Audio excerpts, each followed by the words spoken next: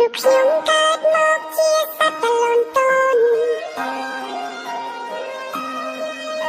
រូបខ្ញុំភាពងងឹតគឺខ្ញុំរស់នៅក្នុងក្បាលមេវអាម៉ែជាសត្វចង្រៃ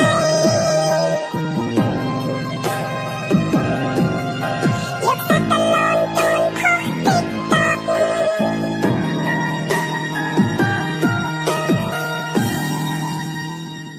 រូបខ្ញុំកើតមកជាសត្វបលូនតូនរូបខ្ញុំភាពងងឹតគឺខ្ញុំរស់នៅក្នុងក្បាលមេវអាម៉ែជាសត្វចង្រៃ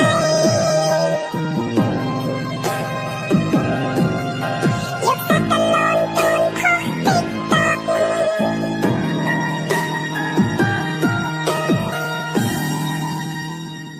រូបខ្ញុំកើតមកជាសត្វបលូនតូនរូបខ្ញុំភាពងងឹតគឺខ្ញុំរស់នៅក្នុងក្បាលមេវអាម៉ែជាសត្វចង្រៃ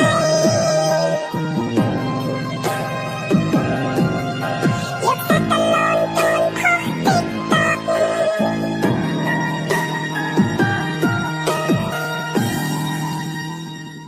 រូបខ្ញុំកើតមកជាសត្វបលូនតូន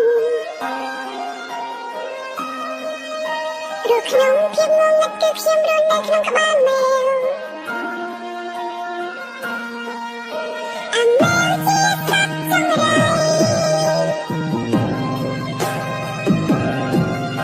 យកសត្វបលូនតូនខុសទីត